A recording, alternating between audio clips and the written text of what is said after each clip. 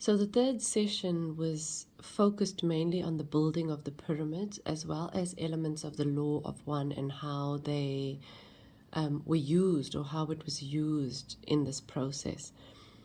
The session starts off by Ra instructing the three of them to place the artifacts correctly to support the vessel more, or the body more. He goes on to explain that incense is used as an energizer for the body, signifying its humanity, that the candle signifies the love, light, love, giving the mental and emotional instrument or bodies the sight of paradise and peace that it seeks, as explained by them. And then also that this process helps to energize Kala from the lower to the higher. So it's moving that energy upward, from the physical to the spiritual. The questioner then goes on to ask about the capstone on the pyramid of Giza and how the pyramids were built. Ra explains that there was initially a capstone that was created by them from granite because of its crystalline properties, and this was placed to allow proper airflow or flow of atmosphere via a chimney. The chimney basically created like airflow ducts without creating a draft, so as to keep the air moving in the pyramid. After Ra left the density or the physical realm, a second capstone was placed after theirs was removed. This capstone was a golden one that signified the transitioning of the pyramid into a royal place. However, they emphasized that the properties of the pyramid were not changed when the capstone was changed. I guess this is also the Ra could see, as mentioned in the previous session, how humanity, or how the people were distorting the message and not using the law of one as well as the technologies provided by Ra for their intended purpose. And so as soon as Ra left, they could now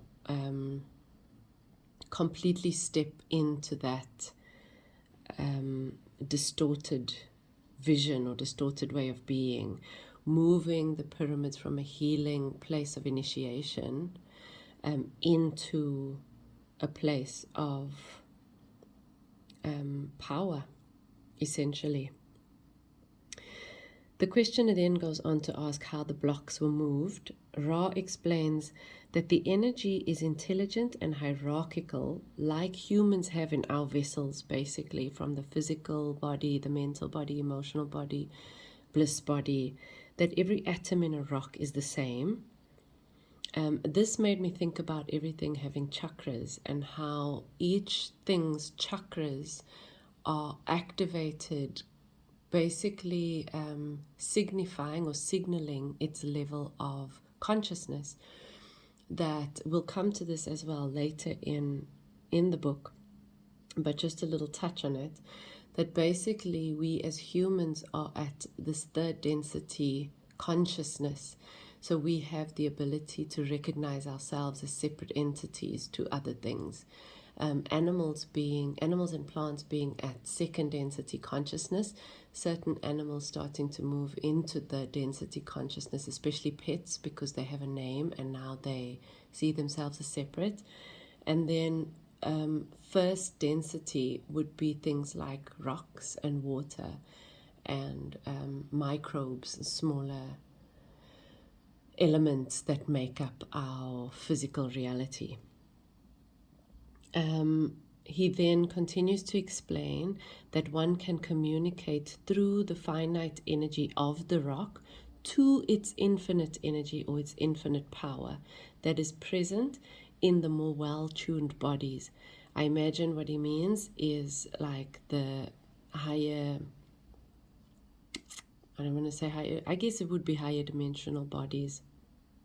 But like for humans, as mentioned before, the physical would be the body that is less well tuned because of how influenced it is by our mental distortions, as well as what we consume food wise and through what we consume in our conversations and through media, essentially. And then the more well tuned bodies are the ones that are less impacted by the distortions of the physical reality. So he says that when this connection is made, a request may be given. So the request is to the infinite body, asking it to instruct or to move the finite body. So the rock's infinite intelligence communicates with its physical vehicle, carrying out the splitting of the rocks or the moving of the rocks. And then he goes on to say that this is how many things like action at a distance are carried out. It makes me think about Reiki. You know, whenever I think about distance healing, I know that there is a higher aspect at play, and I know that it is happening outside of time and space simply because it's distance healing. I'm on one side of the planet and my client is on the other side of the planet. How does this practice reach them? One of the scientific ways that has helped me to understand this is through entanglement. How particles are essentially, that are created together or are split, are entangled. So what you do to the one will automatically happen to the other. My understanding from a broader perspective would be that everything comes from the same source. Everything is created from the same thing, same place. And so in essence, everything is connected and everything can be influenced energetically from anywhere, at any point in space, time, space, outside of it, etc. The questioner goes on to ask or to state basically that if you had enough faith, does this mean you could move a mountain, essentially? You know, if you said to a mountain, move, then the mountain would move.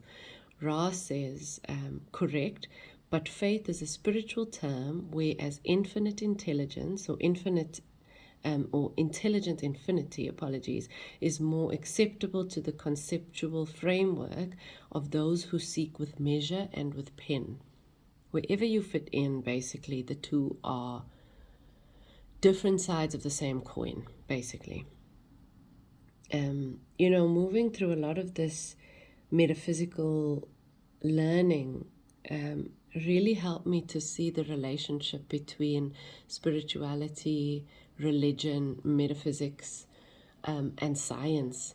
And the deeper I went and continue to go into this work, the more I'm able to see the connection between each of these things and why there are certain practices in religion that we may not understand, why there are certain things that we're told to do, which I imagine even the leaders of our religious communities do not understand.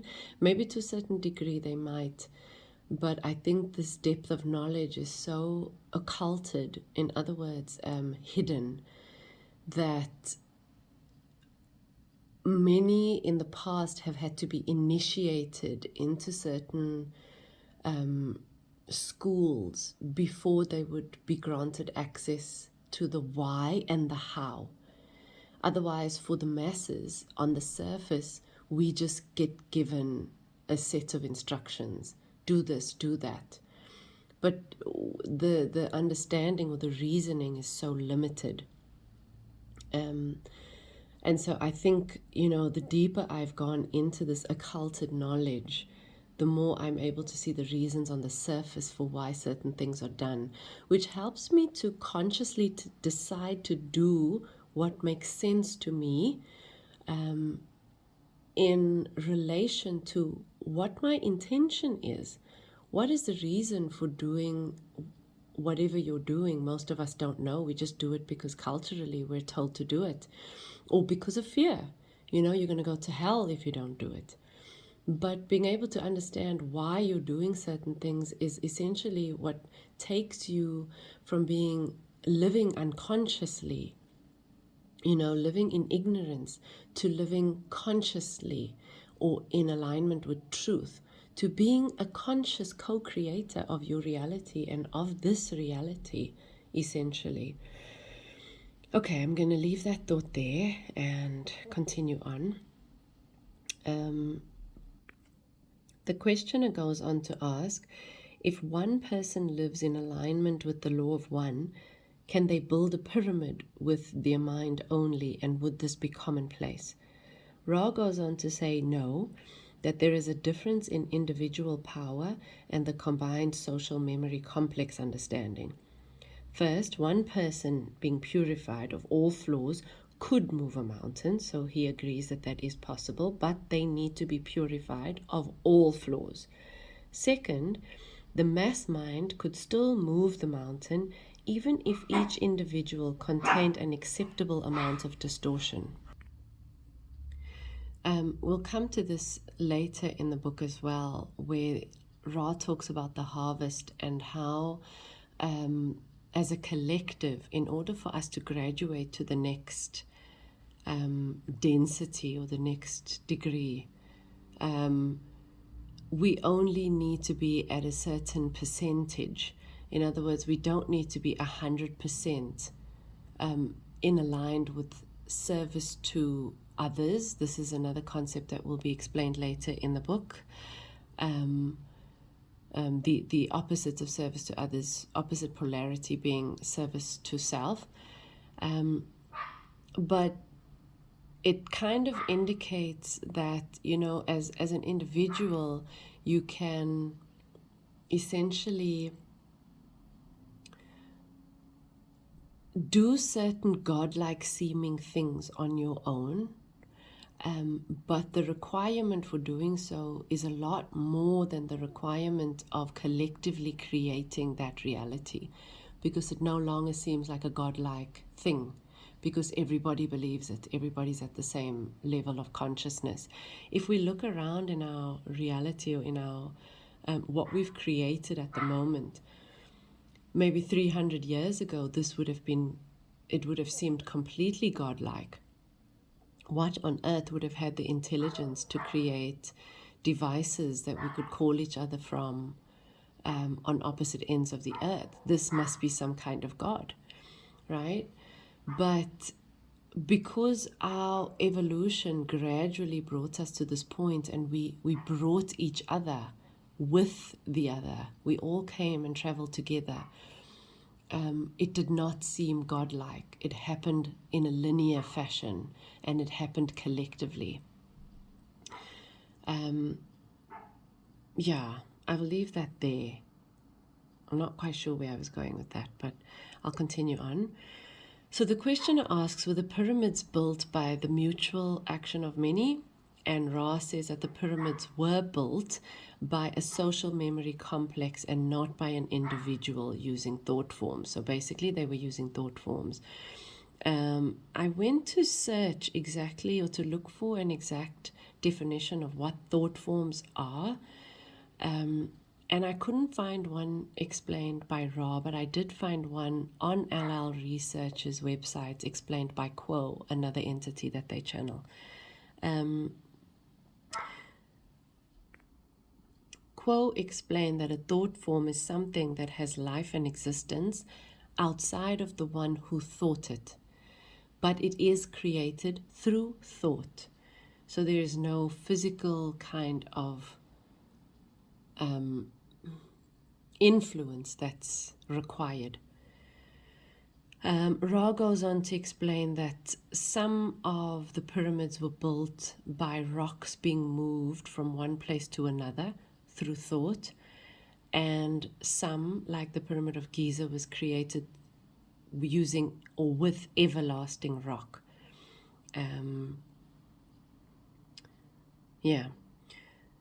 So the questioner asks, why not make it one solid object? Honestly, I had that curiosity too.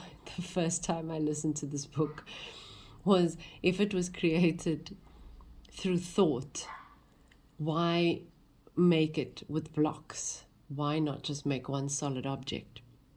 And Ra explains that they did this because of the law of confusion, which they explain is the law of free will. And the reason they did that is because they wanted it to appear as though it was made and not thought, because they did not want to be worshipped as gods.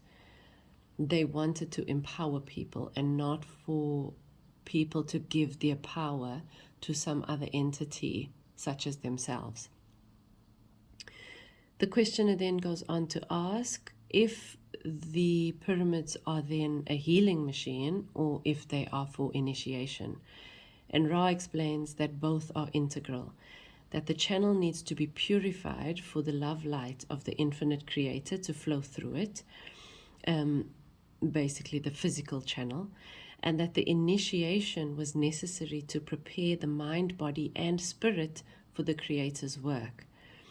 A quote from the book: "Before the body can be initiated, the mind must be initiated." He then goes on to explain that the pyramid was used for sensory deprivation, to know the self beyond the body.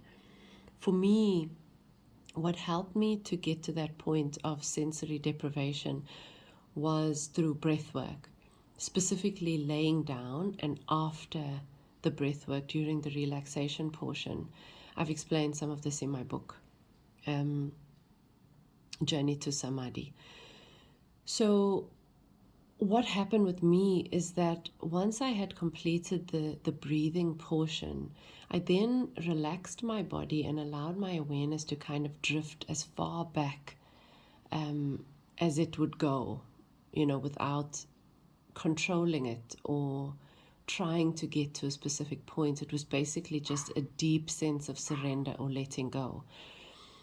And through that process, my awareness was moved away from the physical reality or from the five senses. And I was able to essentially kind of forget about the fact that I had a body. And I explained as well in the book, the 5 days that I had done this breath work in a row, what had happened on each day. Once there was unconditional love that came pouring through my physical vessel, through my heart center.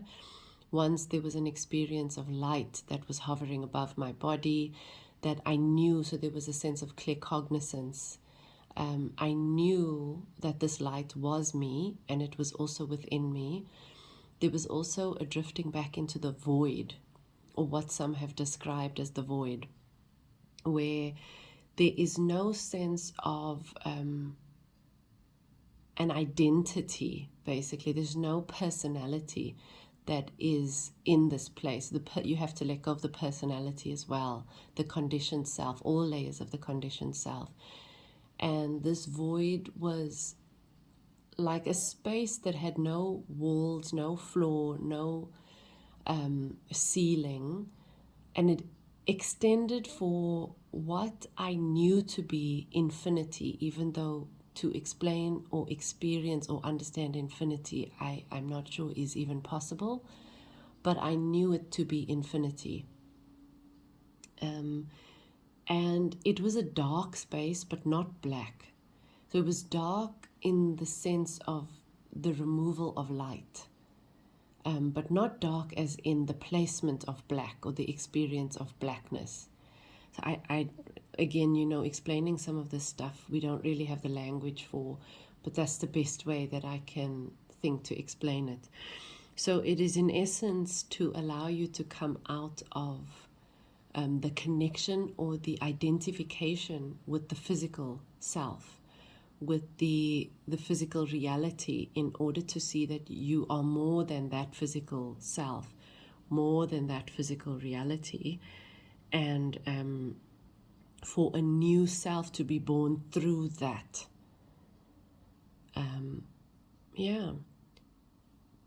So I'm going to leave it there for this session. I found this session to be really insightful. I did have to read through the material a couple of times and really try to break it down and write it down to try to understand the way that he speaks, and some of these metaphysical concepts as well. So I hope that this was helpful to you. And if you want to go into more depth, you can read through the actual session again on the website or listen to it on, they have audiobooks available on the website as well as on YouTube, all free. And, you know, see if you can pick something up that maybe I did not touch on in the session. There were a few things that I left out just because of time, but these were the main things to note or to focus on, or that I felt were the most significant. Okay, wishing you guys a good day, and I'll see you guys in session 4.